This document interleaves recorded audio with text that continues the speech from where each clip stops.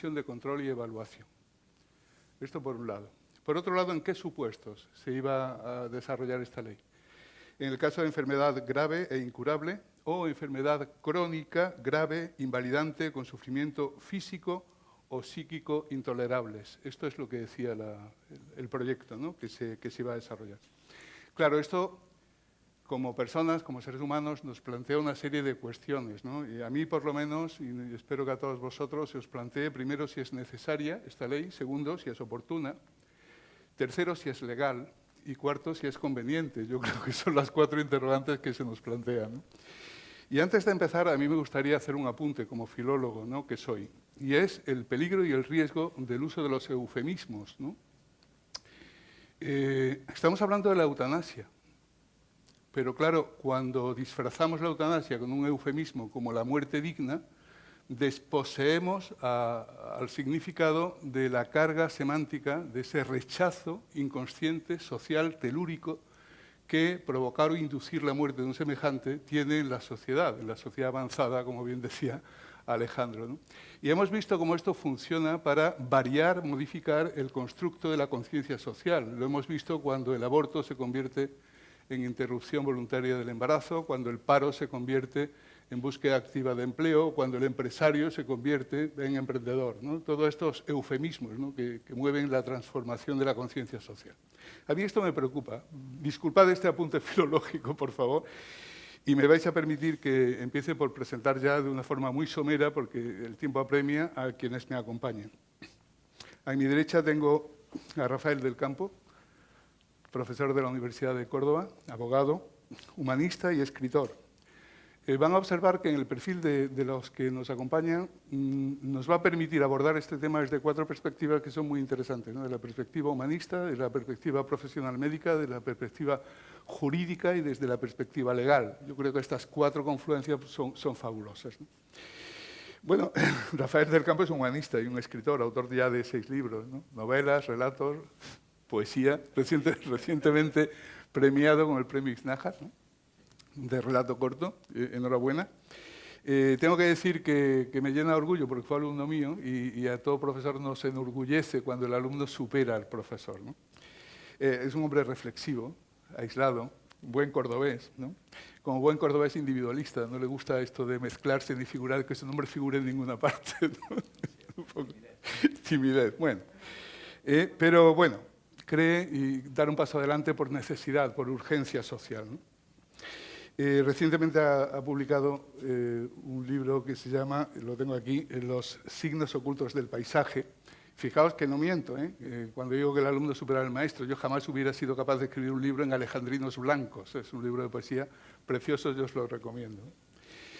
Bueno, dentro de esta misma línea, también abogado, pero más dedicado a la docencia durante toda su vida, tenemos a don Francisco José Contreras, que además de abogado y catedrático de filosofía del derecho, fijaos qué cosa más interesante, ¿no? Si los filólogos somos maniáticos del rigor de la palabra, los filósofos son maniáticos del rigor del pensamiento, y a mí esto me encanta en un tema como el que estamos abordando hoy, ¿no? Es autor de más de 10 publicaciones, entre ellas me llama mucho la atención Liberalismo, Catolicismo y Ley Natural, ¿no? Aquí hoy me han traído 2 de sus libros, que son estos, una defensa del liberalismo conservador, y la fragilidad de la libertad. Bueno, pues es sencillamente la reflexión pura y dura de alguien dedicado al pensamiento, la filosofía y el derecho, que además nos puede aportar la vertiente política, puesto que es diputado en el Congreso por Sevilla, ¿no? Con lo cual ha vivido en primera persona toda la tramitación de esta ley, ¿no? Premiado, en fin, no voy a decir nada, entre ellos el premio Diego Covarrubias, pero insisto, ¿no? Dentro del campo profesional médico tenemos el honor de contar con Rafael Jiménez Doménech, que es médico especialista en medicina interna, además es jefe del servicio de medicina interna del Hospital San Juan de Dios. Tiene numerosos congresos, publicaciones en revistas de alto impacto, que os voy a contar, ¿no? Es decir, una persona que vive en primera línea de combate todo lo que es la atención sanitaria y que nos puede analizar el problema desde dentro. Entre otros premios tiene el premio a la mejor imagen sobre microbiología. Es una cosa muy interesante, pero en fin. Sí os puedo decir que la calidad humana se denota cuando, hablando con él, te dice la necesidad del trato personalizado del enfermo, ¿no? Y cómo la enfermedad de cada ser humano es un problema, y el desafío del médico está en resolver ese problema para ayudarlo a vivir. Y con toda la humildad de las grandes personas te dice, no siempre lo conseguimos, ¿no? Y efectivamente, no siempre lo conseguimos y ahí estamos, ¿verdad, Rafael? Y en este ámbito nos acompaña, y es ya el cuarto pilar de esta mesa, es una persona entrañable que es María Dolores Espejo. Y digo que es entrañable porque es muy difícil. Ella es especialista, es enfermera, es especialista en cuidados paliativos, ¿no? Estuvo trabajando como enfermera en San Juan de Dios y después fue profesora durante 12, 15 años, me parece, en la Universidad de Córdoba, en la Escuela de Enfermería, con una asignatura tan interesante como la ética, ¿no? Y yo creo que esta formación moral de quienes van a dedicarse a la medicina, yo creo que es lo más importante.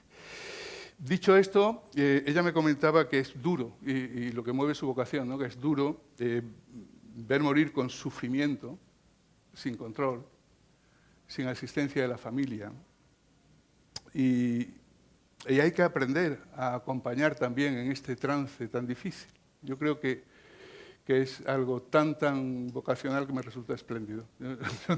No puedo decir nada más que gracias, ¿no? Nada más que gracias. Dicho esto, si os parece, podemos ya empezar abriendo el turno de intervenciones. Van a ser intervenciones, vamos a procurar que sean 10 minutos. Después Dios dirá, ¿no? lo que será, pero vamos a procurarlo así, para abrir inmediatamente un turno de preguntas y poder intercambiar ya impresiones a tenor de las inquietudes que ustedes presenten, ¿no? Y para eso vamos a empezar con Rafael del Campo, a quien como profesor de la universidad, como humanista, quiero hacerle una pregunta muy directa, muy sencilla, ¿no? ¿Qué percepción tienes sobre la eutanasia? ¿De verdad existe ese clamor popular, esa necesidad, esa demanda? ¿O tu percepción es diferente, Rafael? No, mi percepción es distinta. Como todas las percepciones, es subjetiva y está enmarcada en un ámbito concreto, en los ámbitos en los que yo me muevo, en el ámbito profesional, el ámbito empresarial, el ámbito académico, universitario también. Con relaciones con personas de muchos contextos, de muchas situaciones. Jamás. Creo que el micrófono no funciona bien. Intenta. Decía que... Sí. Sí, no. Sí, se oye. Perfecto, toma. Decía que... Sí. No me tiene cariño.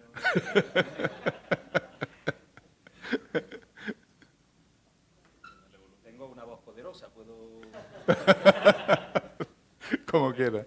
Pero vamos. Lo estaba comentando, mientras la técnica funciona, si es que llega a funcionar, que son muchos años ya de relación en diversos ámbitos. El profesional, relaciones con abogados, clientes, empresarios, en el ámbito académico, que es a mí el que más me gusta, es donde recibo más, y jamás he recibido la inquietud de nadie sobre este tema. No digo que no la tengan, digo que no la han manifestado y que no la suelen manifestar. La eutanasia es un tema complejísimo. Yo creo que cualquier persona, si se para a reflexionar sobre ella, si se para a reflexionar sobre cualquier cuestión trascendente, tiene dudas, se le plantean cuestiones, pero no existe esa demanda general. Y sobre todo, es un tema tan complejo que percibo desde los medios de comunicación y las expresiones artísticas, dícese películas, una simplificación absoluta del tema. Se pone el énfasis, el acento en una cuestión muy parcial y a partir de ahí generalizamos todo. Y por desgracia o por suerte, las cuestiones complejas tienen muchos matices, tienen muchos perfiles y propendemos a simplificar o propende a simplificar la sociedad. Y eso es gravísimo porque nos pueden vender un producto pensando que es una cosa cuando realmente es otra muy distinta porque es mucho más compleja. Muchísimas gracias. La dejamos ahí para profundizar, si te parece.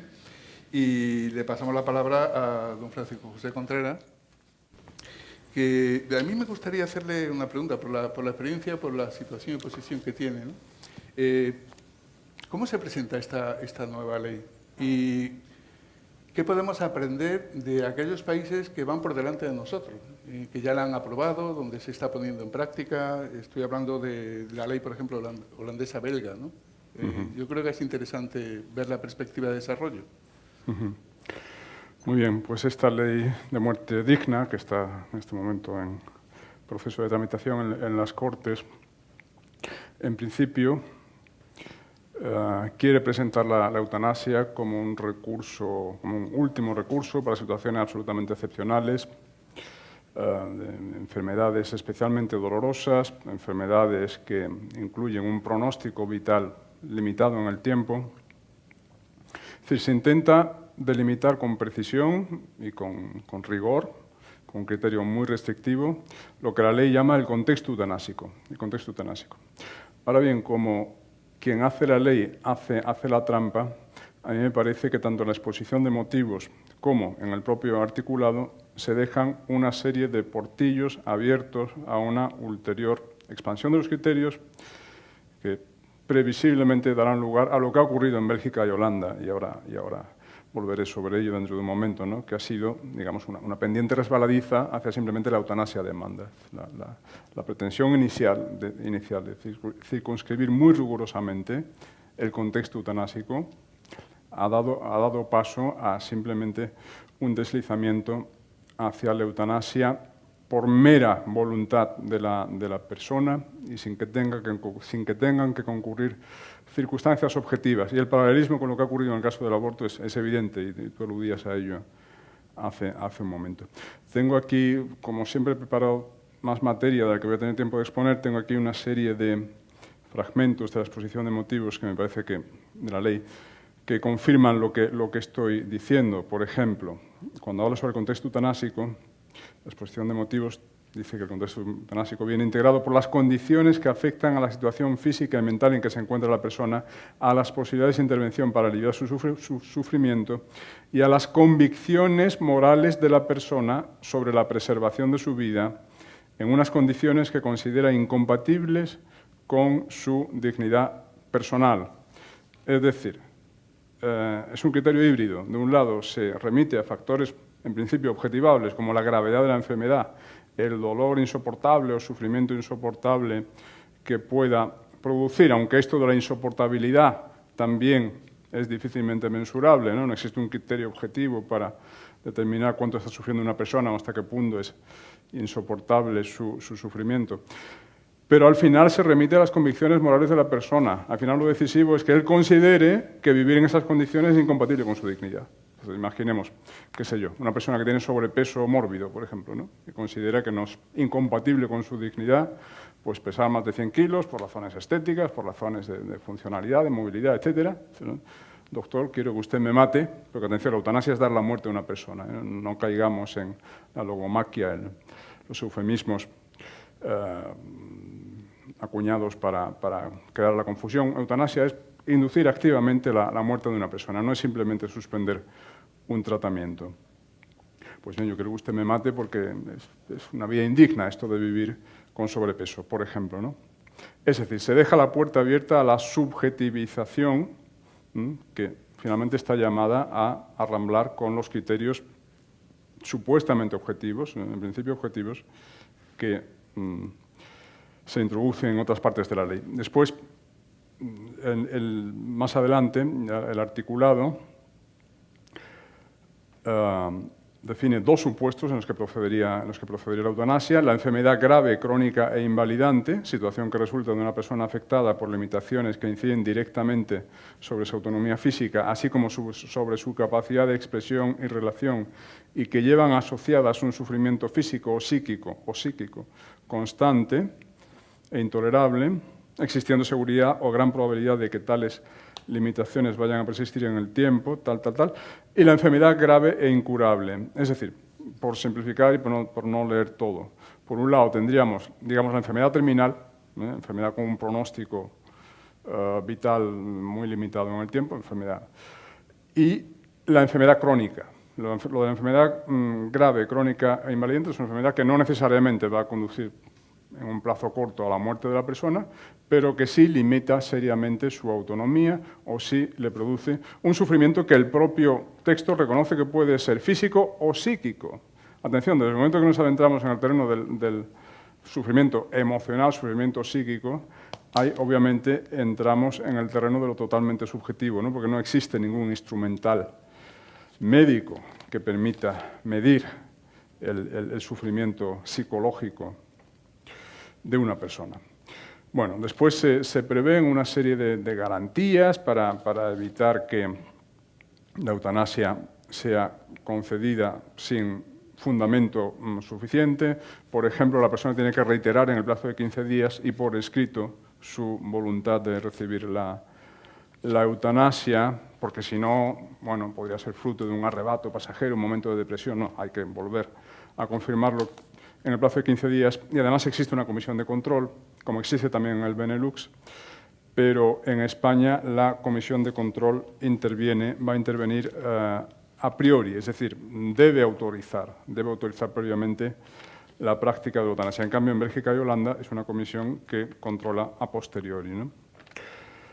Bien, o sea que en principio parece que se han adoptado muchas cautelas y se pretende ser muy garantista y se pretende que la eutanasia realmente sea aplicada solo en casos verdaderamente extremos de gran sufrimiento o de enfermedad terminal. Y sin embargo, lo que nos enseña, y así pasamos a la segunda parte de tu pregunta, lo que nos enseña la experiencia belga y holandesa, en el caso de Holanda, una experiencia de ya 40 años, porque hubo una primera etapa, digamos, de tolerancia jurisprudencial, en la que no se había legislado todavía la eutanasia, pero de hecho los jueces pues, dejaban sin castigar la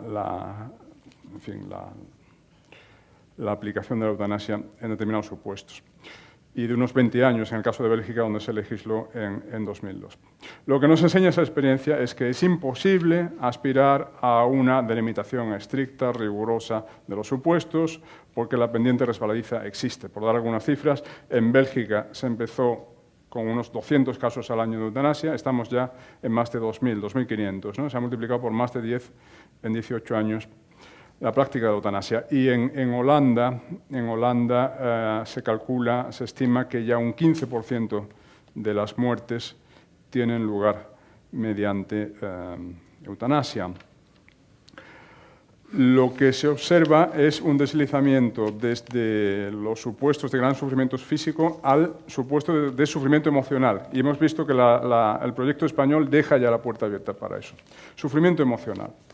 O bien, en lugar de la enfermedad gravísima, dolorosísima, etcétera, se habla de patologías múltiples. Cuando se contemplan causas físicas, son patologías múltiples. Claro, patologías múltiples pueden ser una conjunción de enfermedades no necesariamente muy graves ni muy dolorosas, pero cuya presencia conjunta es penosa, ¿no?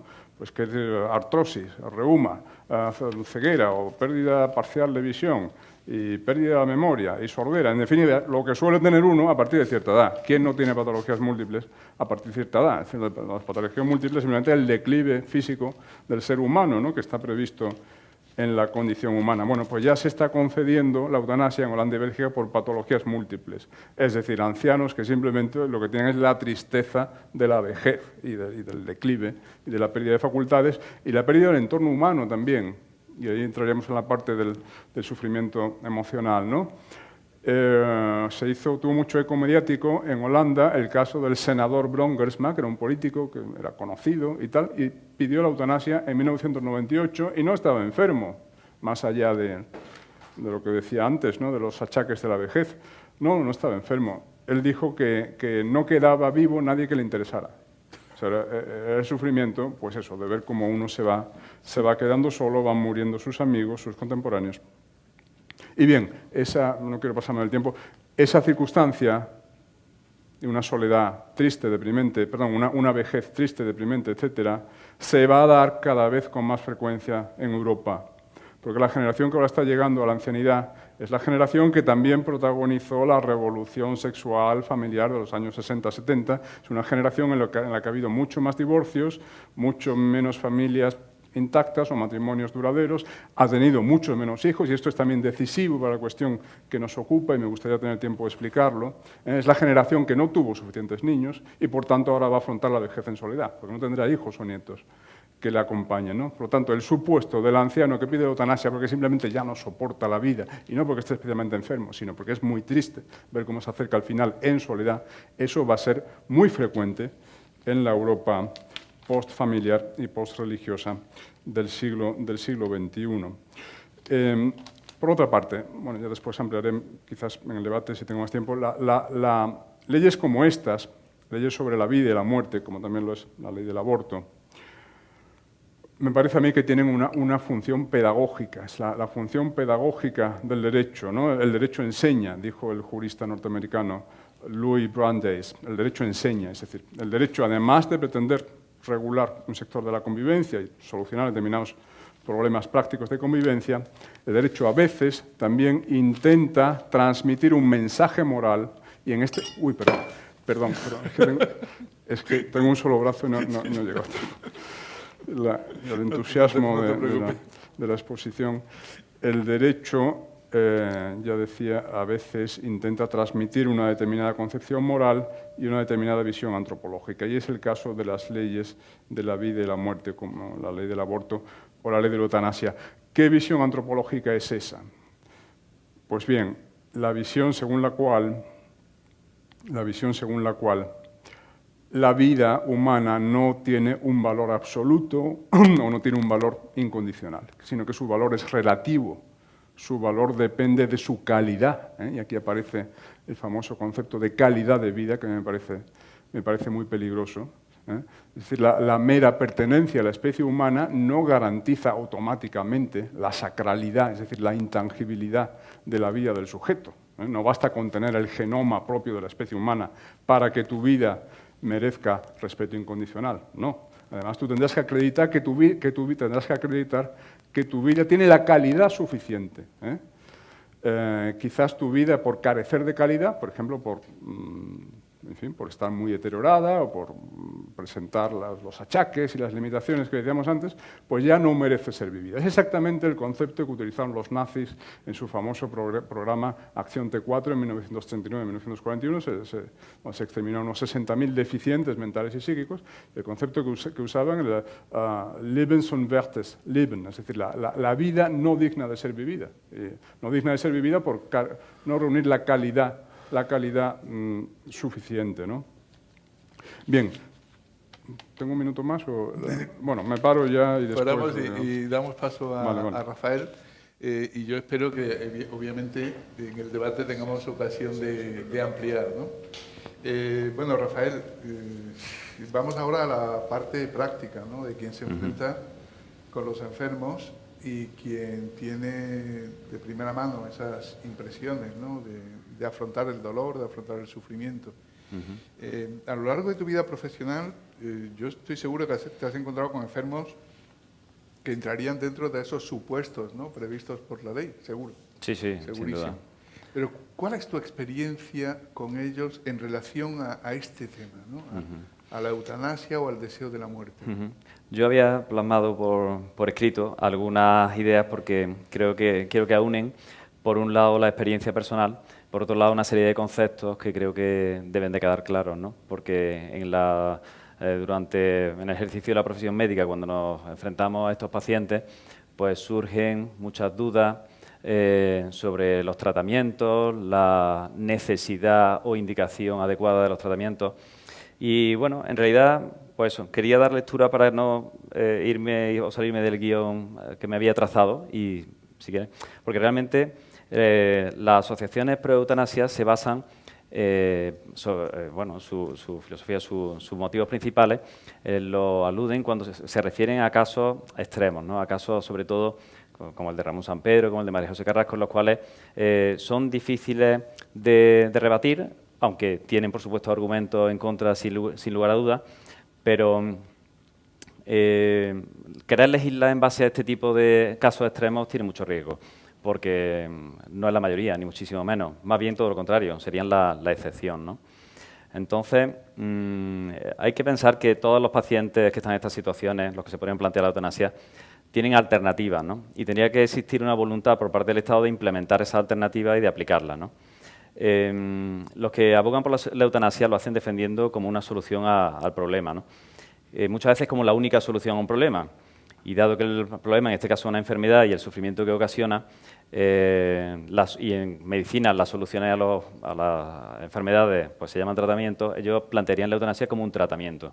La medicina no puede aceptar la eutanasia como un tratamiento, ¿no? Entonces, bueno, pues desde este punto de vista, las personas que defienden la eutanasia y bueno, hablarían de quitar la enfermedad o quitar el sufrimiento del paciente quitando la vida. Entonces, eso se llama matar. Eso la RAE lo dice. Luego entraríamos en conceptos pues, legales y legalistas de tipo y tal, pero sería eliminar la vida, ¿no?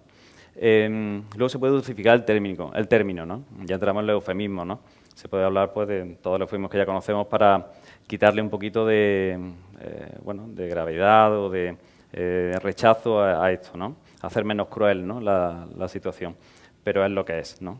Frente a esto, la vocación y el del médico ha sido siempre intentar curar y aliviar el sufrimiento, salvaguardando la vida del paciente lo primero, como así está reflejado en los numerosos textos a lo largo de la historia de la medicina, ¿no?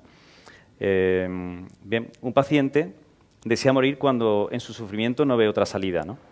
Y es misión del médico enseñarle que hay otra salida y que hay otra alternativa, ¿no? En este tema, generalizar, desde luego, también lleva a más errores que en cualquier otro tema. Evidentemente, son temas muy delicados, los casos son individuales, son cada uno único, especial, diferente a cada uno. Cada uno podemos imaginar, y estoy hablando y a lo mejor están pensando en una persona en concreto, y no se puede generalizar. Cada uno de esos casos llevaría bueno, un abordaje diferente y individualizado de cada caso, ¿no? El estudio pormenorizado de todas las variables, que serían pues, el estado físico, la enfermedad, por supuesto, que le lleva a ese deterioro, su psicología, su espiritualidad, toda su biografía, en definitiva, hace que cada paciente haya que tratarlo de una manera pues, integral y personalizada. Y de forma que cuando llegue el momento pues, de su fallecimiento, pues, sea sin sufrimiento y con humana dignidad, o sea, sin que tenga... porque, claro, luego el término muerte digna parece que se lo ha apropiado un poquito los defensores de la eutanasia, como si morir sin dolor mediante medios fármacos, no inducir a la muerte, sino tratar el dolor y eso, la enfermedad que tiene le lleva a la muerte, pero sin dolor no fuera digno, ¿no? Entonces, hay que pensar que muerte digna no es igual, o eutanasia no es igual a muerte digna, ¿no? Luego, en una enfermedad catalogada como incurable, por su evolución o por la propia enfermedad en sí, el objetivo del médico pues, no puede ser, evidentemente, la curación, pero tampoco debe ser la eliminación del paciente. De hecho, para eso ni siquiera hace falta ser médico. O sea que el objetivo en estos casos debe ser siempre que el paciente permanezca confortable en lo físico y en lo psíquico, que es muy importante, casi más, hasta el momento de la muerte, cuando llegue. Esto, evidentemente, requiere un esfuerzo importante y recursos, ¿no? Frente a lo contrario, la eutanasia, que es técnicamente sencillo, rápido, barato también. Y, bueno, tampoco necesita incluso de una experiencia médica, ¿no? Cuando se lleva a cabo el primer planteamiento, se reconforta al paciente, a la familia, al propio médico, ha cumplido su deber, y humaniza el momento, ¿no? En cambio, cuando se ejecutó el segundo planteamiento, pues puede dejar muchas dudas en la familia, malestar psicológico, en el propio médico de vocación, y una decisión que deshumaniza porque se basa en que esa vida no merece la pena o no es digna, ¿no? Cuando en realidad lo que dignifica a una persona es que se sienta atendida, tratarla y cuidarla, y aplicando todos los recursos que sean necesarios, ¿no? En el tema económico no quisiera entrar, pero como argumento en este momento pues también es válido, ¿no? Si, evidentemente la eutanasia es más barata que unos cuidados paliativos, ¿no? Y si cualquiera de nosotros gasta más en lo que más quiere y en lo que más valora, pues si la vida es lo que más valoramos, pues habrá que gastar más en la vida, ¿no? Y en que tenga una calidad óptima hasta su final, insisto, cuando llegue. En España solamente un 50%, aunque María Dolores a lo mejor lo comentará después, tiene acceso a los cuidados paliativos. Eso significa que unas 75.000 personas pueden morir al año en España sin que tengan posibilidad de esa atención. Lógicamente son fácilmente personas que demanden eutanasia en un momento determinado, si tienen sufrimiento, dolor psíquico, físico, y no se les hace un cuidado, como he explicado, integral y total de su enfermedad y de sus últimos días, pues lógicamente eso no lo desearíamos nadie, ¿no? Y entonces en esas personas que ahora mismo no tienen acceso, ¿qué es más digno para ellos? Ofrecerles unos cuidados de calidad o la muerte. Entonces, creo que... Por otro lado, esto no quiere decir, y entrando ya en el tema más estrictamente médico, que a un paciente haya que mantenerlo pues, con vida a toda costa. No es eso, ¿no? Hay un momento en el que la medicina y sus tratamientos pueden hacer más daño que beneficio al paciente. Cuando esto ocurre, pues se le llama encarnizamiento terapéutico y también hay que huir de ello, ¿no? La frontera que delimita ese momento no es nítida y es donde bueno, hay que basarse un poquito también en el sentido común, la experiencia, las necesidades del paciente, sus deseos y si no estuviera consciente, por lo de los familiares o los documentos de voluntad anticipada o el testamento vital si lo hubiera, ¿no? Y cuando la muerte es cercana, no hay respuesta terapéutica, no hay otra alternativa de tratamiento y hay cualquier signo, síntoma de sufrimiento o malestar, pues se debe de comenzar a aplicar lo que se llama la limitación del esfuerzo terapéutico, ¿no? Que sería retirar pues, fármacos y dispositivos que han mostrado ineficacia y que pueden incluso prolongar unos momentos finales pues, añadiendo sufrimiento cuando el paciente no se va a beneficiar de ellos, ¿no? También es necesario normalmente usar fármacos que proporcionen pues, analgesia, eliminación del ahogo, de la disnea, de la ansiedad, incluso que aporten bienestar, incluso, aunque en algunos casos puedan acortar ese periodo final, y siempre mantener la hidratación, ¿no? Y cuando hablo de fármacos que aporten bienestar, ya me refiero al concepto pues, de sedación paliativa. Es un concepto que bueno, consiste en la introducción de fármacos que alivien la disnea, el dolor, la angustia incluso, y que de forma escalonada pues, se pueden ir incrementando las dosis para que proporcionen un grado pues, de confort al paciente y que pues, no tenga esa percepción de malestar, ¿no? A veces con dosis bajas se consigue esa situación, se alcanza un equilibrio en el que el paciente está consciente y confortable y otras veces pues, es necesario incluso requerir dosis que induzcan a la sedación. Entonces ya se podría hablar incluso pues, de una sedación paliativa en la cual la sedación, está claro que la diferencia es clara, porque hay algunas personas que pueden preguntar, bueno, si se le pone una sedación, en el fondo es una eutanasia encubierta, como se habla en algunas ocasiones. Y no es eso, porque lo que distingue fundamentalmente, lo distingue es la intencionalidad. Cuando hay una persona que sufre y hay que poner un medicamento que le lleve incluso a la pérdida del conocimiento y de la conciencia, pues se pone, porque es humano y porque es necesario, ¿no? Y es ético, porque lo que necesita esa persona es no tener ese sufrimiento. Y no hay intención de que muera, hay intención de que no sufra. Y frente a la eutanasia, que lógicamente la finalidad es acabar directamente con la vida, ¿no? Entonces, cuando se actúa de esta manera y se le explican a los familiares por los pasos que se van dando en cada momento, pues la situación se comprende mejor, ¿no? Estos se sienten reconfortados y llegado el momento del éxito, pues se asimila mejor, ¿no? En toda mi experiencia he tenido pacientes que en el momento de un diagnóstico de una enfermedad mortal me han advertido que llegado el caso le evitara el sufrimiento. Pero la verdad que nunca me han pedido que llegado el caso los eliminara ni los matara, ¿no? Y son muchos años ya, la verdad, atendiendo pacientes en sus últimos días, ¿no? Solo recuerdo varios casos en los que algunos familiares, incluso estando el paciente en situación de sedación, inconsciente y tranquilo, plácido, han llegado a insinuarme que acabara por la vía rápida. No ha hecho falta recordarle que no es legal, simplemente ha bastado con explicarles que el que sufre no es el paciente, sino él, el familiar.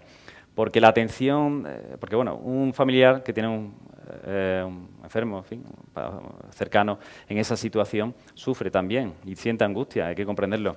Y ese malestar y esa angustia del familiar también es competencia del médico manejarla. Manejarla, aliviarla, explicarle la situación, explicarle que el paciente ya no sufre y esperar.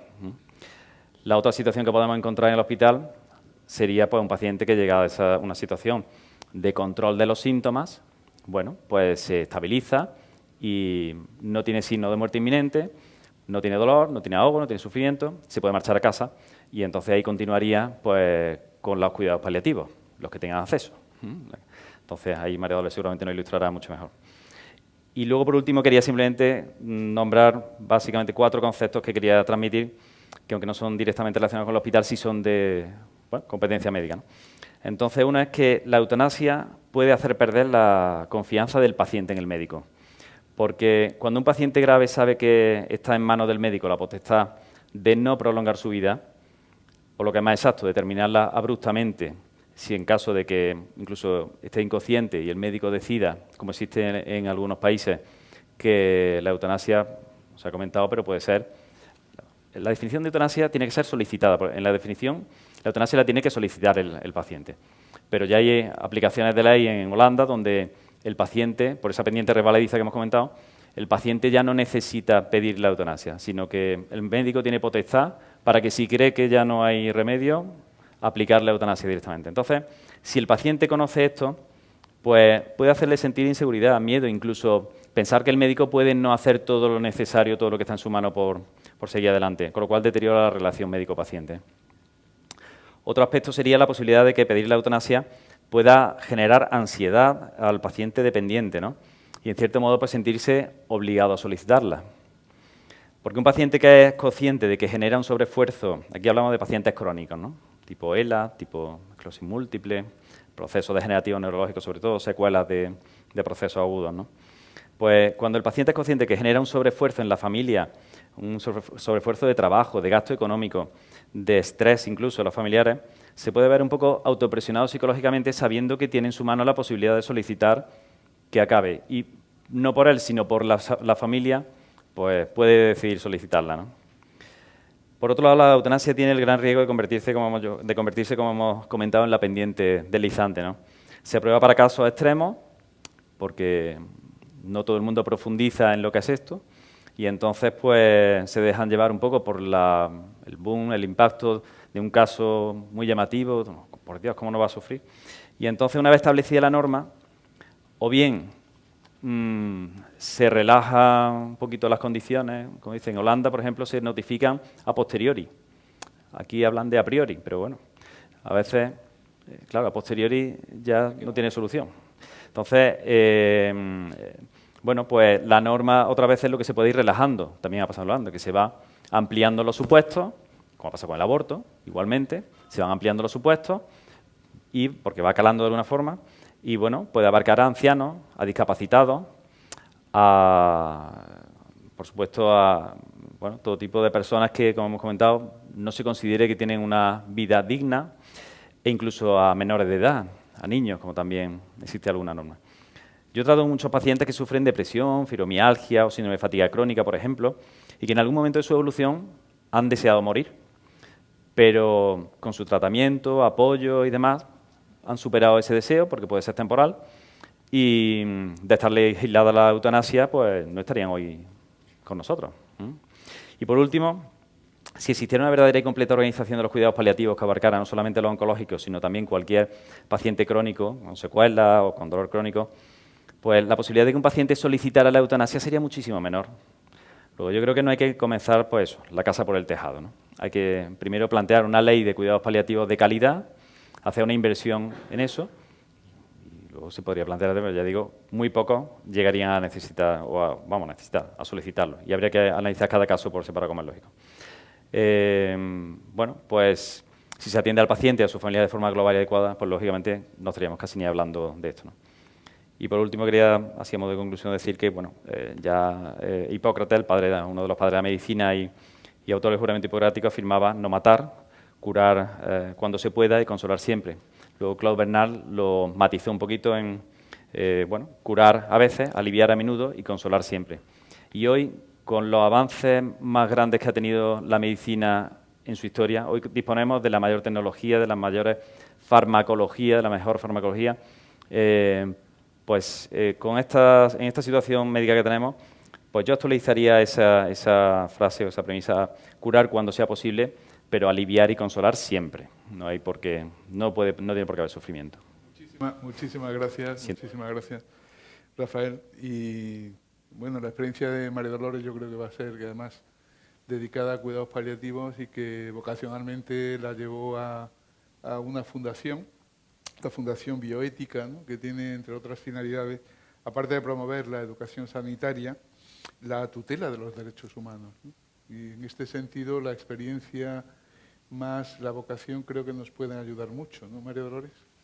Mi pregunta en concreto es, ¿qué se puede hacer por un enfermo cuando está tan próximo al final? Bueno, parece que no se puede hacer nada, ¿no? Porque va a fallecer, ¿qué vas a hacer, no? Pero se puede hacer mucho porque la fase final no es un momento, ¿no? La muerte, mueres y te mueres en ese momento y ya está, ¿no? Ya no hay vida. Pero esa fase final a la que lleva una enfermedad no es cuestión de un minuto o de unos días solo, ¿no? Sino que puede ser mucho más tiempo. El enfermo de cuidados paliativos, cuando empezaron los cuidados paliativos en España, que sobre todo sobresalía el Sabinal en Canarias, un hospital que empezó a desarrollar los paliativos, Valdecilla en Santander, en Cataluña me parece que fue San Pablo, pues eran sobre todo pacientes de cáncer, porque en aquel momento te daban un diagnóstico que era impactante, que era, pues tiene usted un cáncer, y ya lo que pensabas era en la muerte. Ahora, gracias a Dios, te dicen, tiene usted un cáncer, y lo que piensas es, ¿se me va a caer el pelo? Sí, con el tratamiento, me van a operar primero, me van a poner quimio, ¿no? No piensas que vas a morir, sino que te van a tratar y, bueno, pues la gente sale adelante y vive muchos años, ¿no? Con ese diagnóstico. Entonces, los cuidados paliativos no solamente asumen esa fase final de esos pacientes, sino de muchas otras especialidades, ¿no? Pues pacientes de patologías cardíacas, renales, ¿no? Que están ahora en diálisis, pero que van a llegar a una fase terminal de su enfermedad, o hepáticos, de cualquier otra especialidad médica, no solamente de oncología. Bueno, pues una vez que ese paciente llega a un límite en su patología que con los tratamientos previstos no ha tenido una buena evolución y que no tiene ya un tratamiento específico, ese paciente pasa a ser un paciente paliativo, porque lo que se le puede hacer es paliar todos los síntomas que se le van a ir presentando a partir de ese momento, ¿no? Lo que pasa es que cuando uno habla de esto, pues dice, bueno, si yo fuera, ¿no? Puede estar pensando alguno por aquí, si yo fuera ese paciente y voy al médico y me dice, bueno, lo voy a pasar a paliativos, ¿no? Me da un patatús, ¿no? ¿Paliativos qué me está diciendo? ¿Que me voy a morir? Bueno, lo normal es que son pacientes que llevan años con una enfermedad, ¿no? Con muchísimas pruebas diagnósticas de seguimiento de su enfermedad, con tratamientos, ¿no? Hasta que llega un momento que el primero que se da cuenta es el enfermo, que no mejora, ¿no? Que la enfermedad progresa y que no se puede hacer más, ¿no? Entonces, lo ideal es que ese médico siga siendo el mismo que le diagnosticó y le ha tratado, ¿no? El que le va a decir en su momento, pues yo no puedo seguir tratándote, porque es verdad que la medicina cada vez está más especializada. Entonces uno te mira el hígado, pero el otro te mira una parte concreta del hígado. Entonces, bueno, pues llega ese momento y dices, yo no te puedo seguir ayudando porque no tengo más tratamientos, no tengo más herramientas para poderte ayudar.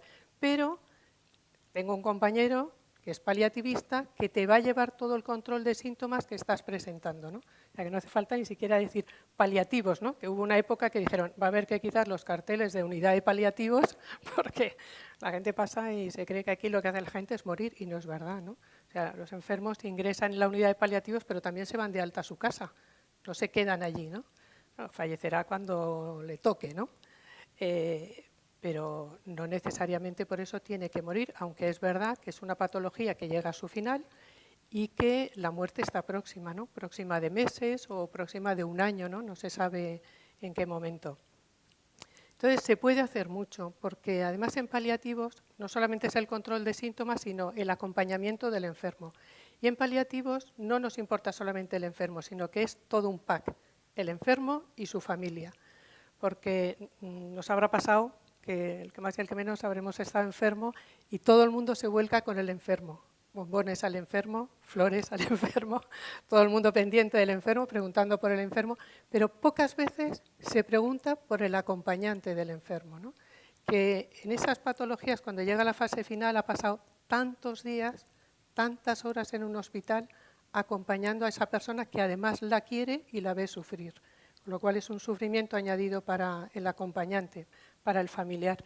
Y muchas noches, muchísimas noches de sillón, que por muy cómodos que queramos que sean, es sillón y noches en un hospital, ¿no?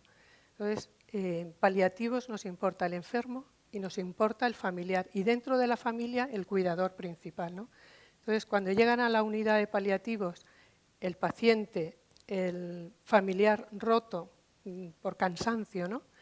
Y conseguimos que ese familiar descanse y tenga confianza en el equipo que va a atender al enfermo, y esa confianza hay que ganársela, pues es fantástico, porque se puede ayudar mucho más al enfermo, porque no solamente somos los profesionales, sino que es también su familia, la gente que habitualmente está con él y es el que realmente está llevando la enfermedad en domicilio, porque hay cuidados paliativos domiciliarios, o en el hospital, ¿no? O sea que se puede hacer mucho, ¿eh?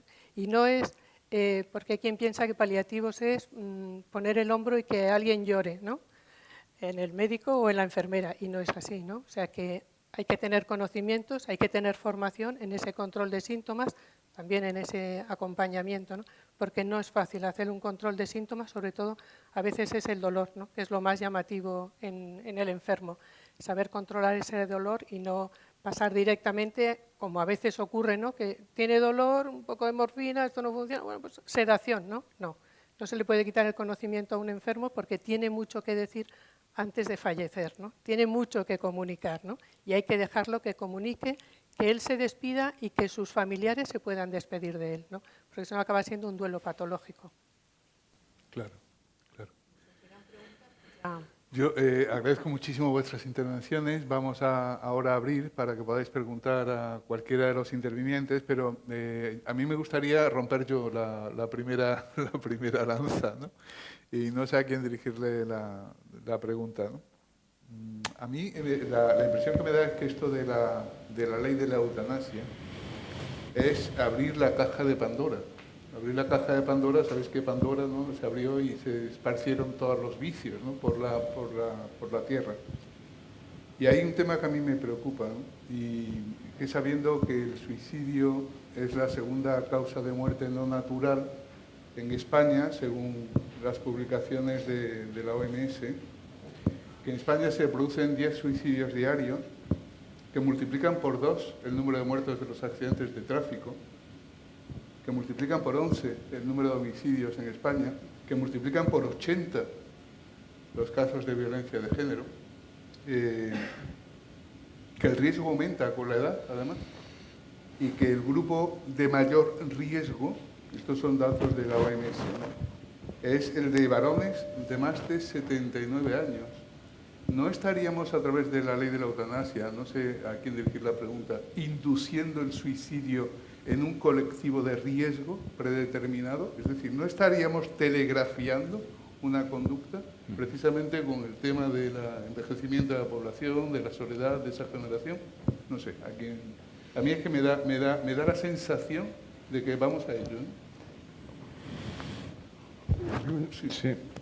Bueno, precisamente antes hablaba sobre la dimensión pedagógica del derecho y que el derecho, entre otras cosas, va enseñando a la población, adoctrinando o transmitiendo una determinada concepción moral, porque el peligro al que nos enfrentamos efectivamente consiste en que la eutanasia llegue a ser socialmente aceptada como lo normal, lo respetable, incluso lo virtuoso y lo meritorio, ¿no? Y, por cierto, en el caso del aborto hemos visto una evolución parecida. Hemos visto claramente el impacto pedagógico de la ley y cómo, a raíz precisamente de la aprobación de la ley, progresivamente ha ido aumentando el porcentaje de población que era partidaria del aborto o que consideraba admisible el aborto, porque muy poca gente tiene, digamos, la sofisticación intelectual necesaria para distinguir entre lo moralmente admisible y lo legalmente permitido, ¿no? La gente tiende a confundir las dos categorías. Hasta llegar al absurdo de autorizar el aborto a menores de edad que no pueden comprar un paquete de tabaco, pero sí ir a abortar sin conocimiento ni autorización paterna, ¿no? Claro. Esto hemos llegado a ese extremo, ¿no? Claro. Pero lo legalmente permitido tiende a ser considerado como moralmente admisible, incluso moralmente virtuoso. Bueno, cuando esa concepción se extienda, se consolide, se creará una presión implícita para las personas que alcanzan cierta edad. Lo ha dicho una intelectual francesa, cuyo nombre no recuerdo en este momento, pero dijo, no tenemos derecho a infligir nuestra decadencia a los demás. Los demás no tienen por qué soportar el penoso espectáculo de nuestra decadencia y los cuidados que implica, etc. Cuando esa pase a ser digamos, la concepción moral por defecto en la sociedad, la tentación de la eutanasia puede ser, porque además era un factor demográfico que es, un poco lo empecé a introducir antes, el desfase generacional enorme entre una generación de baby boomers, es decir, los que nacimos, digamos, del 45 al 70 o 75, los que tenemos ahora entre 45 y 70 años, ¿no? Nacimos en la época del baby boom de posguerra y fue el momento de máxima fecundidad en España y en Occidente en general. El momento de máxima fecundidad en España, curiosamente, no ha sido de los años 40. La gente tiende a pensar, el franquismo, la posguerra, las mujeres parían como conejas. En los años 40 no era tan alta la natalidad, era 2,2 o 2,3 hijos por mujer. Cuando realmente llegó a su techo fue en los años 60. Los que nacimos en los 60 somos muchísima gente. Todavía no nos hemos jubilado, pero estamos a punto de jubilarnos, ¿no? De empezar a jubilarnos. La generación baby boomer, digamos del 50 al 75, la que tiene entre 45 y 70, ahora está empezando a jubilarse. Cuando nos jubilemos todos, España va a tener un problema de insostenibilidad socioeconómica terrible. Sí. Y eso va a multiplicar la tentación de recurrir a la eutanasia masiva como solución, porque claro, si quitas de en medio, si se convierte en lo socialmente esperable que una persona más allá de cierta edad, pues ya no tiene derecho a vivir, pues ya digo, habrá una presión implícita para que más y más gente pida la eutanasia. La carga de la prueba corresponderá a aquel que aspira a seguir viviendo más allá de cierta edad. Él tendrá que demostrar que tiene derecho a seguir viviendo. Rafael.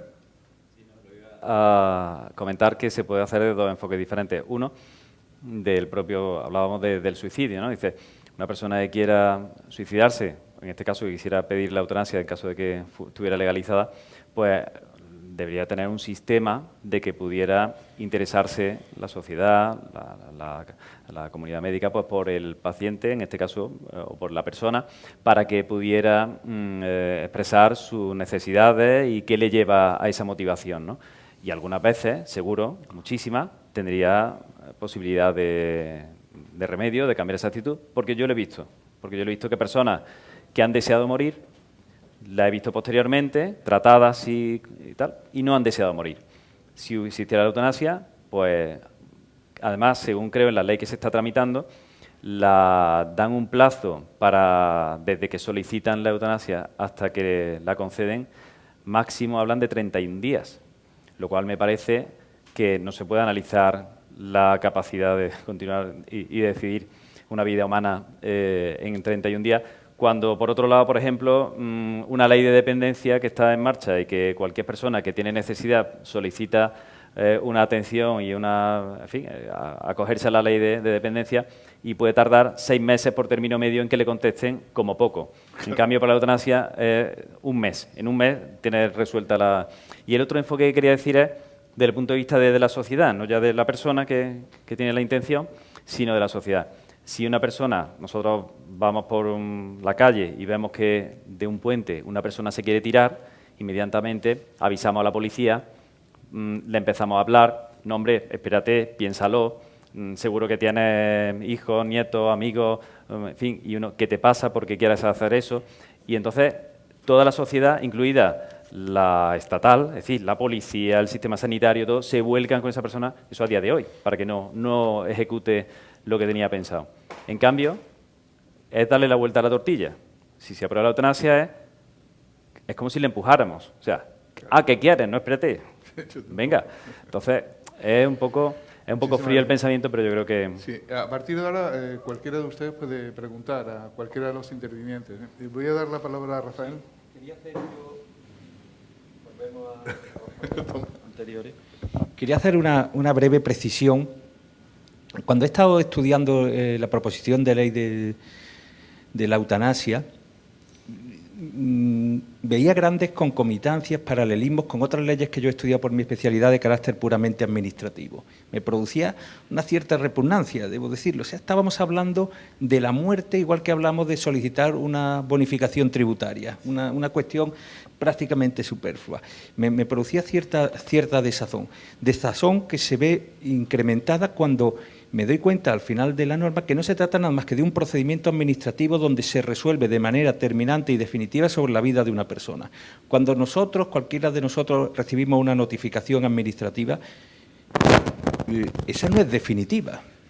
Nosotros podemos recurrir, nos puede dar la razón la propia Administración, un tribunal económico administrativo, un tribunal jurisdiccional, y se anula. Y, por tanto, se vuelve a la situación primigenia, original, ajustada a derecho. Aquí no hay recurso que valga. Aquí, en plazos muy perentorios, como ha explicado Rafael Jiménez Domenech, se resuelve de manera definitiva sobre la vida de una persona que tiene, creo, más peso que una liquidación tributaria, que tiene más trascendencia que una exención que hayamos solicitado, que es ya irreversible y que además ha hecho pender la decisión de la voluntad de una persona que está posiblemente en un contexto en el que su libertad está mediatizada precisamente por la enfermedad que lo atenaza. Como ha dicho Rafael Jiménez Domenech, hay veces que esos enfermos han pedido morir y luego se han arrepentido cuando han sido curados. En este caso, como hubiera ley de eutanasia, con la pendiente resbaladiza que apuntaba el profesor Contreras, señores, aquí no cabe ulterior recurso. Aquí usted dice que se muere, y pasado mañana, si hubiera pensado lo contrario, pues, hijo mío, resucitar no está en la norma. ¿Puedo añadir una cosa yo? Por supuesto. Sí, bueno, lo que dice es además uno de los argumentos clásicos contra la pena de muerte, su irreparabilidad, con lo cual los eventuales fallos judiciales pues se vuelven irreparables. Noto que se me quedó coja la explicación de antes, demográfica, decía, no, es que somos muchos los que nacimos en los 60, eso no sería un problema si no fuera, porque son muy pocos los que han nacido en los 80, 90 y 2000.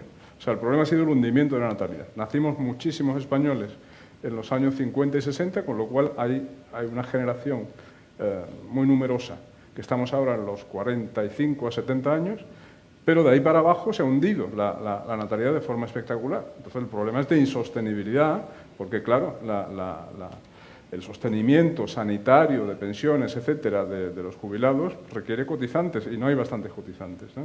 Se ha invertido la pirámide demográfica, no hay bastantes cotizantes. Y esa situación de crisis demográfica, esa situación de insostenibilidad, va a multiplicar la presión implícita sobre las personas de cierta edad para que se quiten de en medio de una vez. Y además será una cuestión casi de decencia, ¿no? Cuando veamos cómo los últimos jóvenes españoles viven como esclavos, porque serán nuestros esclavos, tendrán que dar todo su salario para poder sostener el enorme gasto en pensiones, sanitarios, etc. La presión moral sobre nosotros cuando tengamos 80, 85 años va a ser enorme.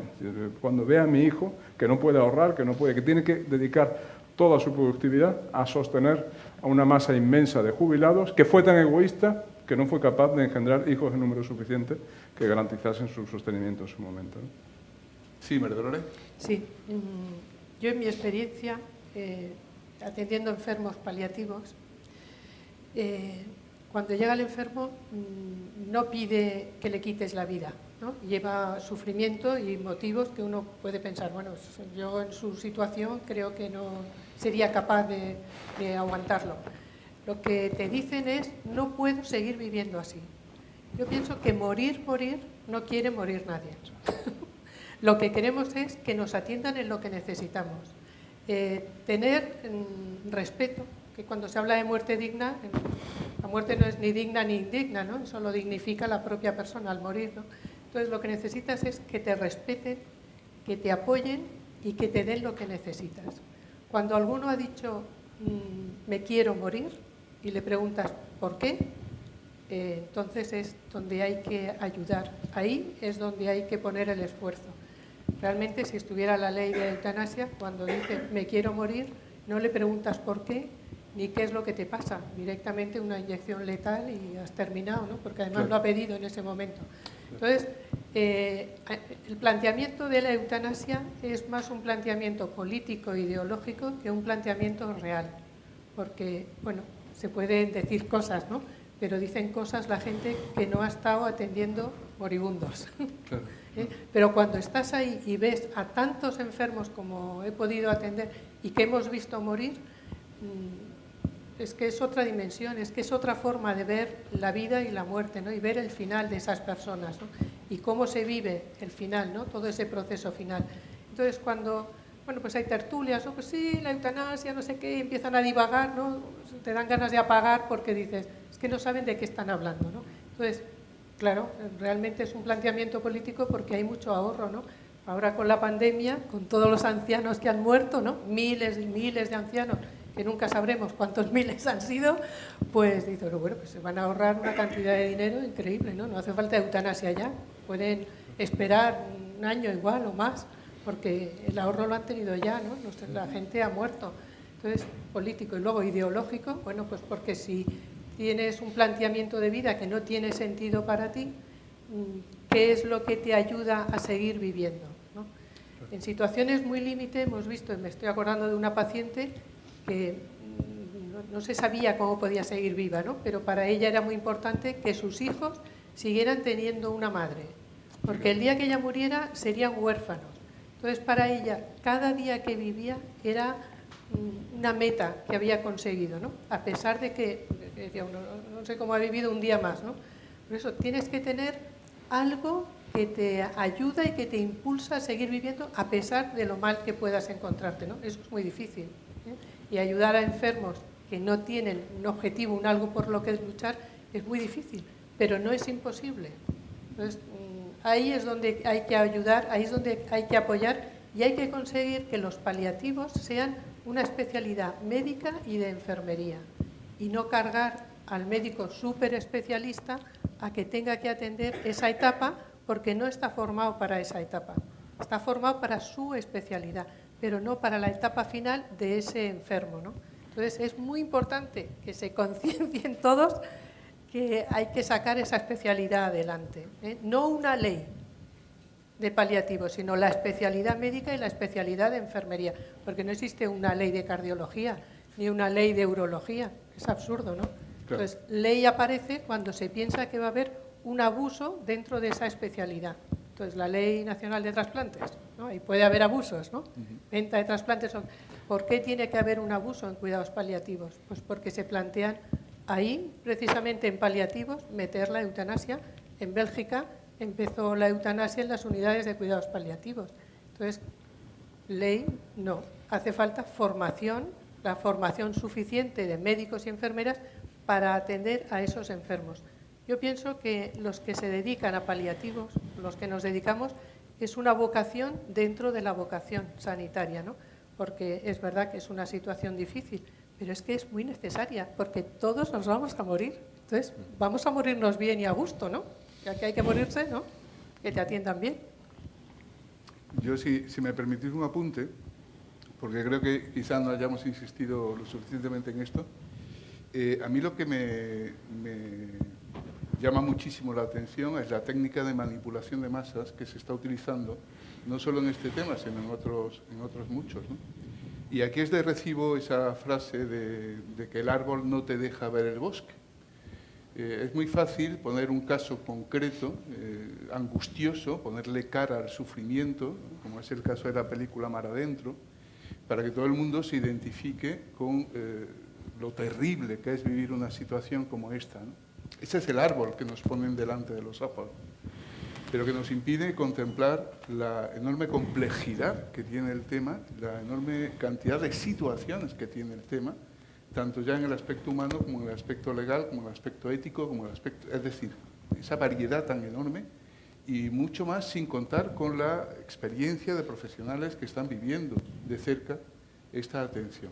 Esto por un lado, ¿no? La técnica es muy antigua, se llama kazolou en griego, es la descripción del todo a través de la selección de las partes. Si yo solo selecciono esto, la visión de conjunto que te ofrezco y con la que tú te quedas es con la que yo te estoy dando, ¿no? Ahí puedo jugar con la idealización o la denostación y aquí se nos está machacando literalmente en la sociedad para provocar un cambio de visión moral a partir de la selección de esos elementos.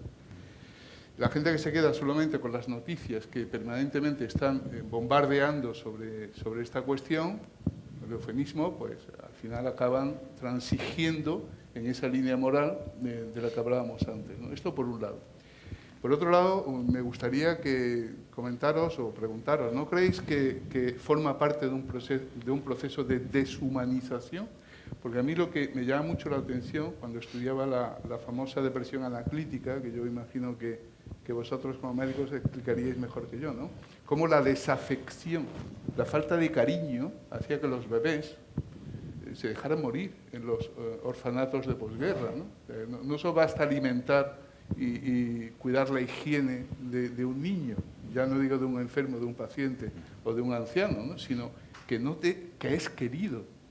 Y yo creo que estamos yendo hacia un modelo social en el que la desafección es brutal, ¿no? ¿No creéis que todo esto forma parte de un todo? Yo, sí, me parece, respecto a la primera cosa que decía, en lo del el pensamiento de masa un poquito y en la deformación un poquito de... Es verdad que ahí cuando los promotores de la eutanasia se basan en que es una demanda social masiva, ¿no? Resulta que se basan muchas veces en encuestas que hablan hasta de un 80% de que la sociedad española está a favor de la eutanasia y tal. Pero se basan en encuestas hechas por el CIS y por Metroscopia, que tenemos aquí voy a poner dos ejemplos de la pregunta del CIS. Yo invito a los presentes que se la plantearan a sí mismos, a ver quién no íbamos a decir que sí. Es decir, en el CIS, pregunta número 20 y tanto, 31, cambiando de tema, ¿está usted de acuerdo en que en España se apruebe una ley que regule el derecho de las personas a tener una muerte digna? ¿Quién no está en contra? O sea, evidentemente, todos queremos una muerte digna. Eso no es eutanasia. Eutanasia claro. Es liquidar a una persona. Claro. Todas las personas tenemos derecho a tener una muerte digna. Y eso, y es solo un 80% el que dice que sí. Luego, la otra pregunta, la de Metroscopia. ¿Debería tener derecho un enfermo incurable a que los médicos le proporcionaran algún producto para poner fin a su vida sin dolor? Hombre, no vamos a dejar, pobrecito, padeciendo. Claro. Estamos para eso, para eliminar el dolor, ¿no?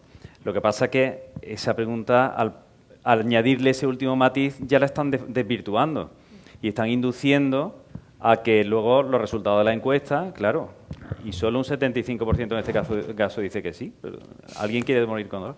Bueno, entonces yo creo que en ese sentido efectivamente hay una técnica de inducción al cambio de pensamiento en ese sentido, ¿no? Una formulación tramposa de la pregunta para dar a entender que la alternativa es o morir como un perro entre sufrimientos terribles o la eutanasia, que no hay una vía intermedia. La vía intermedia efectivamente son los cuidados paliativos, ¿no?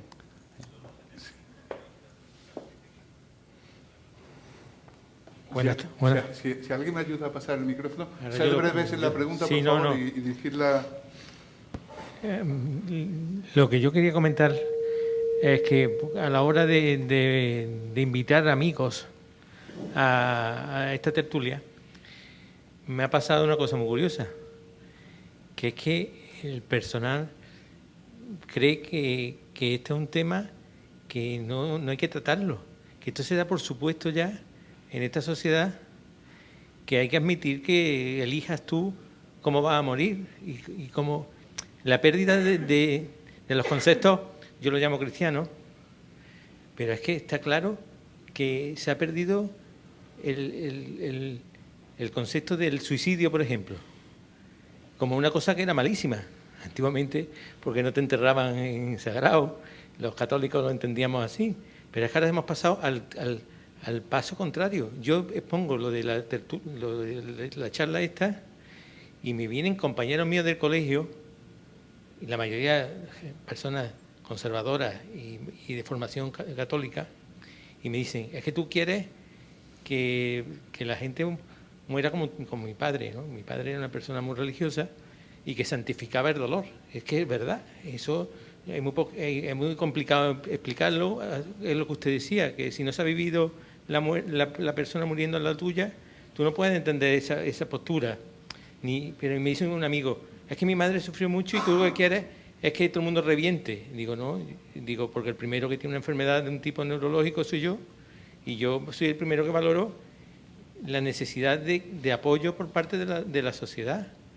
Y los cuidados paliativos, yo me acordaré de mi padre siempre, que fue de los primeros que se le montó en casa un sistema más o menos de poder morirse poquito a poco.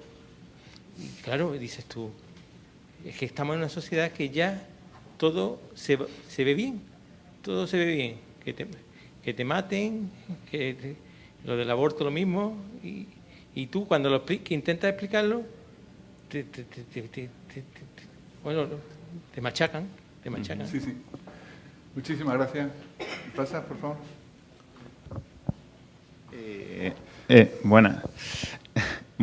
A mí me gustaría preguntar hasta qué punto la ley de la eutanasia está dando libertades cuando la eutanasia no afectaría al avance en enfermedades desconocidas o que son más agresivas, o al avance en los cuidados paliativos. ¿Cómo afectaría el hecho de la eutanasia a que el progreso científico o económico en esos sectores mejore? Bueno, yo creo que no tiene por qué interferir absolutamente. A ver, quiero decir, no creo que tenga mucha relación en el sentido de que el progreso científico, en tanto en cuanto a las enfermedades, el estudio de las enfermedades, de sus tratamientos, de sus consecuencias y todo lo que incumbe a ellas, va en paralelo. O sea, creo que hay ensayos clínicos, ahora tenemos la epidemia esta, bueno, pues hay multitud de ensayos en todo eso. Eso no quiere decir que si hay un paciente concreto que tenga, bueno, desgraciadamente, como hemos vivido, tantísimos fallecimientos, algunos en una situación irremediable, haya que paliarle el dolor, el ahogo o la necesidad, pues, incluso de una sedación, como se ha comentado antes, por mitigar los síntomas que tenía, ¿no? Eso, en paralelo, no tiene por qué interferir ni con una investigación que se haga para la vacuna, para los tratamientos que se están haciendo y todo esto. Entonces, creo que son cosas diferentes. Creo que no tienen relación en sí, ¿no? O sea que aquí estamos hablando de una cuestión humana, ¿no? Más que otra cosa, ¿no? La atención al prójimo, ¿no? La atención a la persona, al paciente en mi caso, para que esté atendido desde, bueno, hasta su final. La pregunta llevará dirigida a que cómo afecta la eutanasia el hecho de acabar con el paciente con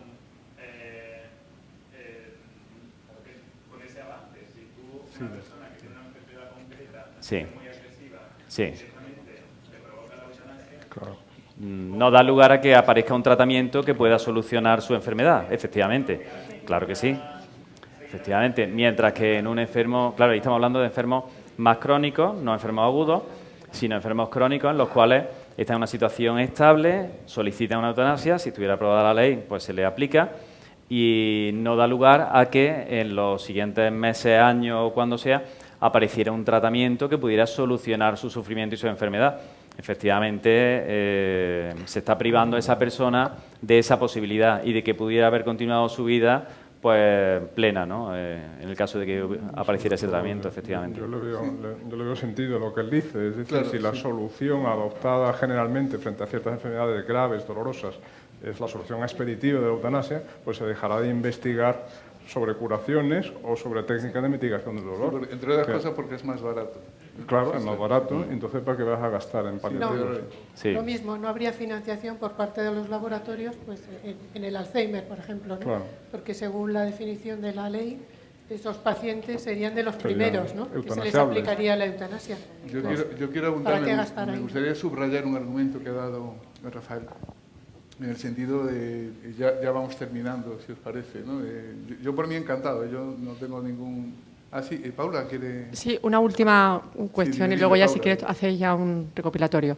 Bueno, hay mucha gente que argumenta la eutanasia como, bueno, la libertad de cualquiera de suicidarse, ¿no?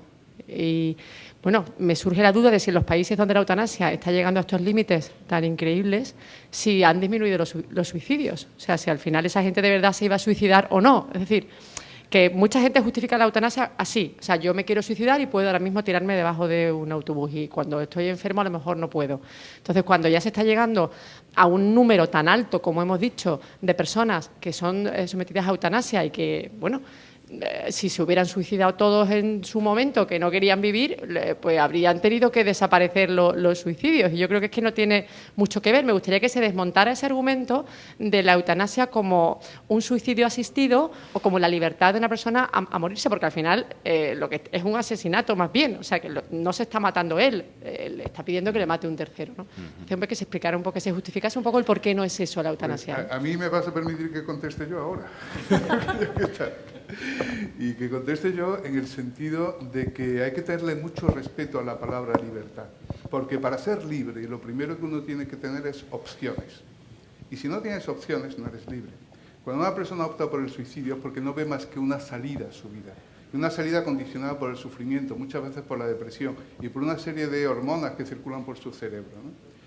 Entonces, decir que uno actúa en ese sentido en el ejercicio de su libertad es una falacia.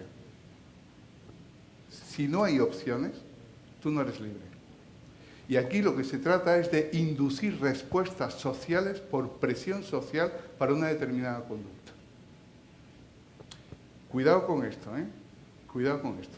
No es libre esa niña que pide la eutanasia siendo menor de edad.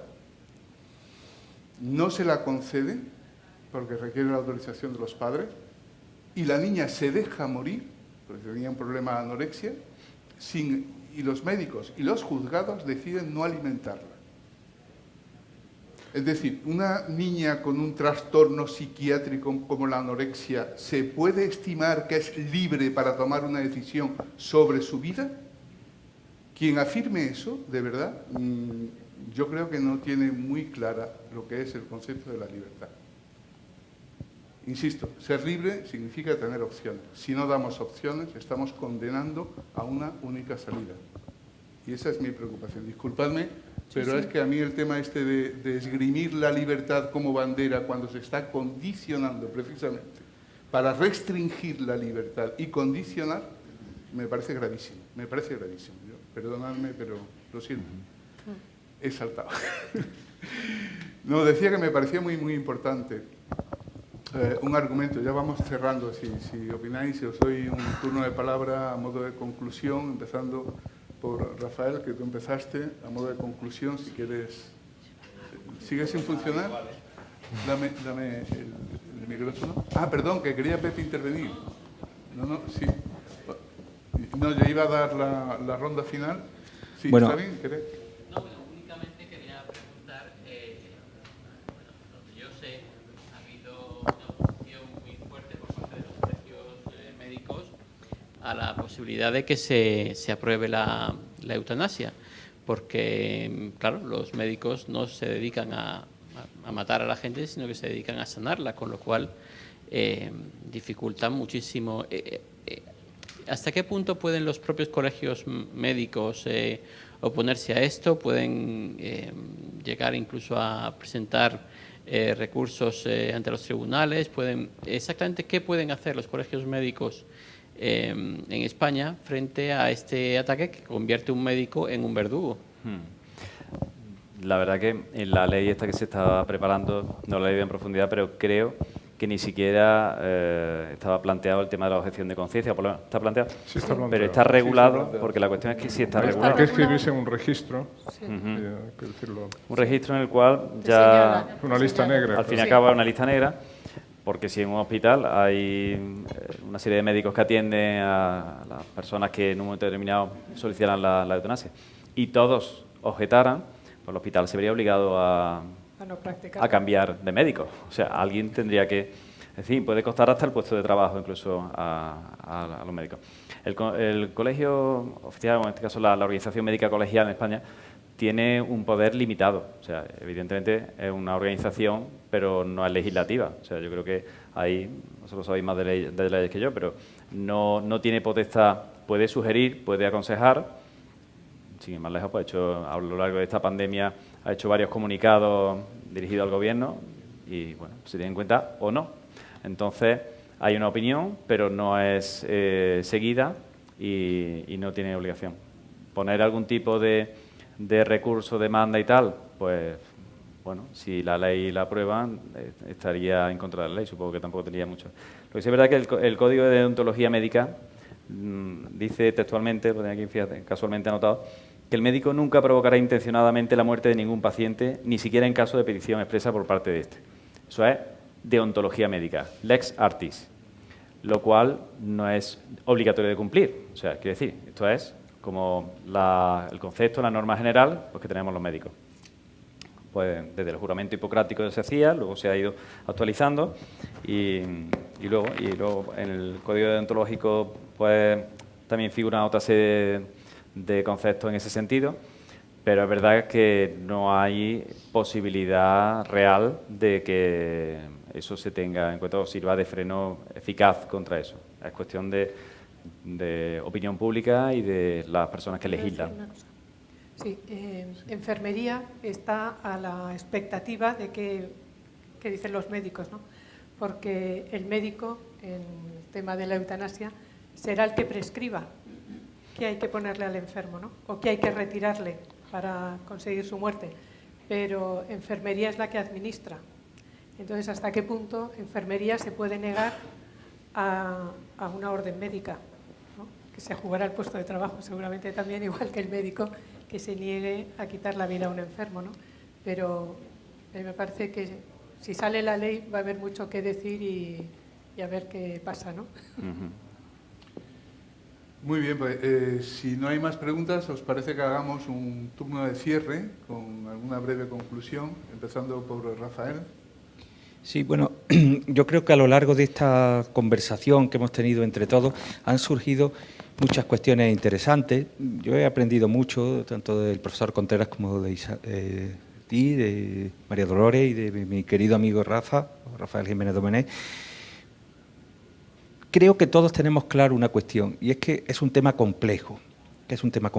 En el análisis jurídico, que es el que yo pudiera hacer con algo más de autoridad, si bien no demasiada, respecto de la ley, tiene zonas oscuras.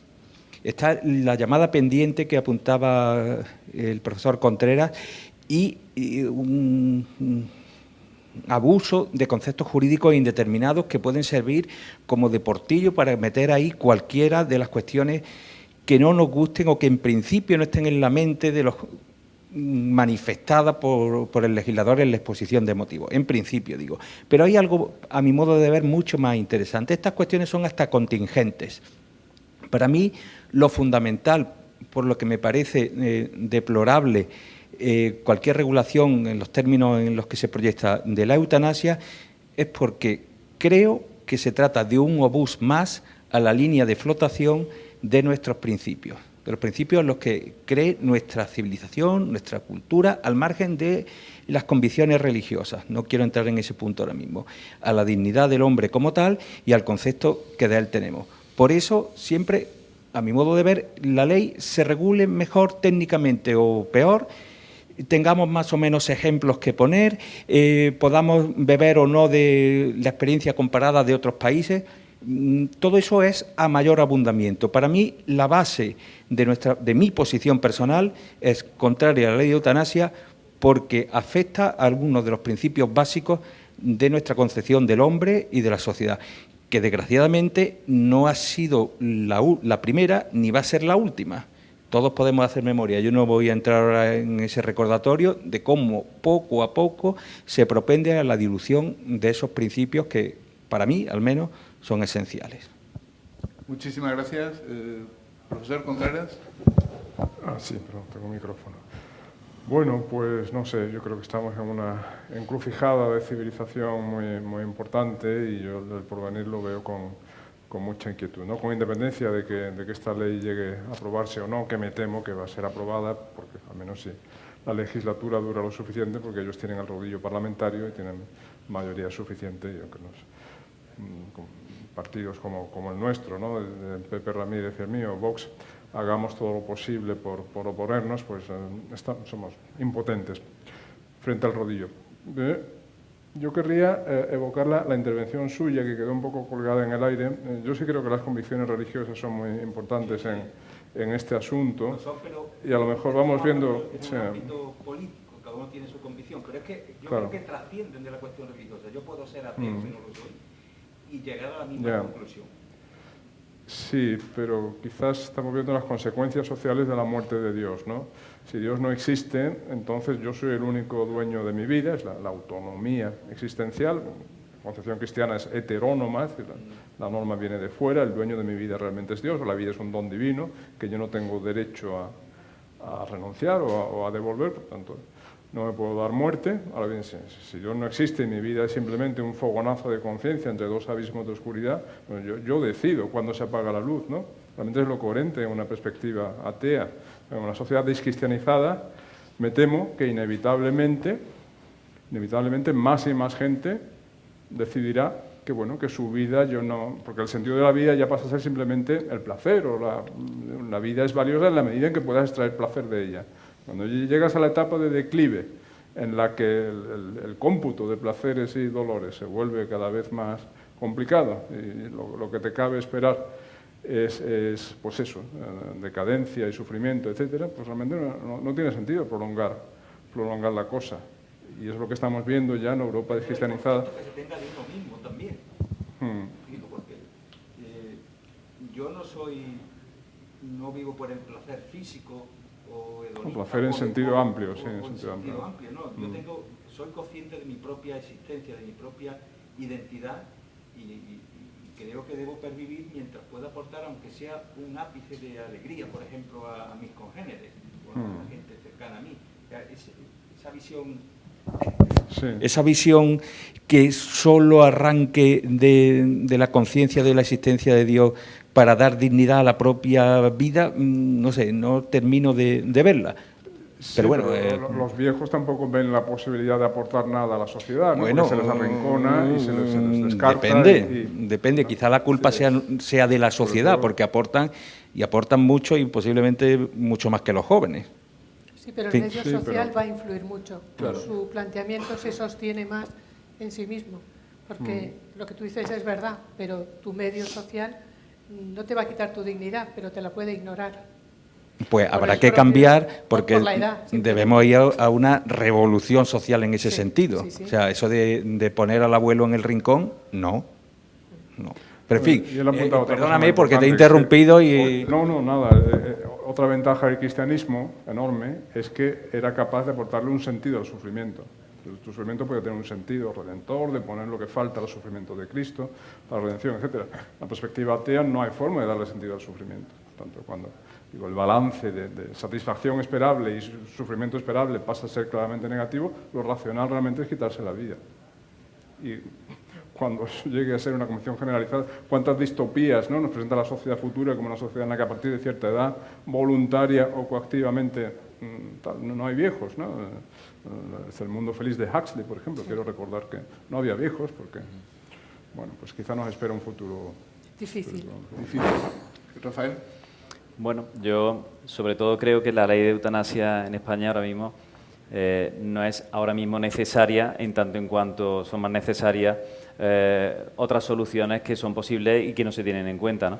Yo he puesto argumentos médicos, científicos, técnicos, pero también me gustaría hacer hincapié en el aspecto humano. Evidentemente, la eutanasia, yo estoy convencido de que deshumaniza, porque hace, bueno, útil la vida en tanto en cuanto sirve, en tanto en cuanto desde un concepto utilitarista, pues es productiva, es rentable, pues eso, disfruta, esta persona disfruta, vive, trabaja, es productiva, entonces merece la pena según qué criterios, quién decide eso, el propio paciente, vamos, la propia persona, solo que como hemos expuesto, existen muchos argumentos. Como decía antes, cuando una persona con desánimo, depresión, efectivamente tiene una pantalla gris delante que le impide ver más allá de esa pantalla gris. Tenemos los medios y la farmacología para que esa persona se quite esa pantalla gris y vea otras opciones. Por eso creo que la ley de la eutanasia no es necesaria ahora mismo. Además, de hecho, no es necesaria en todos los países. No es necesaria, quiero decir, no existe en los países que nos rodean más inmediatos, salvo la excepción de Holanda y Bélgica, no existen en Inglaterra, donde los cuidados paliativos son los mejores del mundo probablemente, no existe en Portugal, no existe en Italia, en Francia. Entonces, creo que, bueno, el tema económico, bueno, parece que es un poco tabú, pero está ahí. Pensiones, etcétera. Y hay que elegir una solución costosa, y costosa ya no económicamente, sino también en forma de protocolo, unidades, especialidades de cuidados paliativos. La ley dotaría presupuestariamente, no estoy totalmente de acuerdo en que no haga falta la ley, porque existe una necesidad de dotación presupuestaria, y a partir de ahí, pues probablemente la eutanasia solamente la podrían plantear pues esos casos extremos que hemos nombrado, que son absolutamente la excepción. Y esa es mi conclusión. Muchísimas gracias, María Dolores. Sí, pues mi conclusión es que hay que desarrollar los cuidados paliativos. Yo sé que Jesús Aguirre, el consejero, lo tiene en mente, tiene interés, no solamente lo tiene en mente, sino que tiene interés, porque me lo ha dicho, en que se desarrollen. Pero no es solamente poner un cartel de hay cuidados paliativos, cuando es un médico y una enfermera, o dos enfermeras como mucho, las que tienen que atender a una población muy amplia, ¿no? Existen, pero eso es totalmente insuficiente, ¿no? Así que a veces hay cosas que están en manos de los políticos. A ver qué hace Vox al respecto. Hay que desarrollarlo, sí. Pues yo os agradezco muchísimo vuestra participación, vuestra presencia, vuestras palabras. Y bueno, pues como soy profesor de lengua y literatura, me gustaría finalizar por un ramalazo, de decir, si hablamos de muerte digna, a mí me gustaría deciros, para mí, que es una muerte digna. Y la muerte digna la describió muy bien hace 500 años Jorge Manrique. Decía así: con tal entender, todos sentidos humanos conservados, cercado de su mujer y de sus hijos y hermanos y criados, dio el alma a quien se la dio, el cual la ponga en el cielo y en su gloria. Y aunque la vida perdió, dejónos harto consuelo su memoria. Para mí esta sería una muerte digna, la misma que le ha sido negada por el coronavirus a más de 30.000 ancianos en nuestro país. Muchísimas gracias a todos.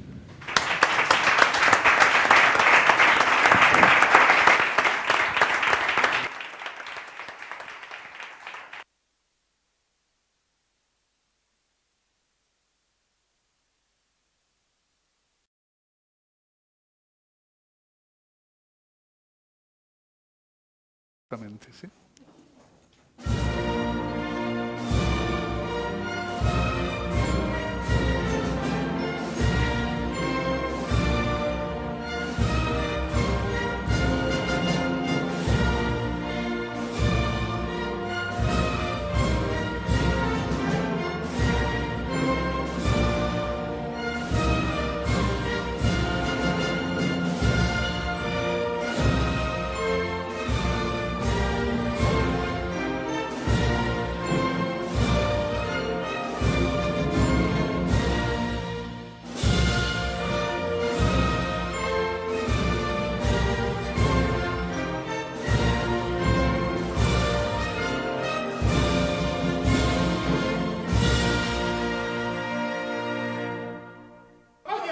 ¡Viva!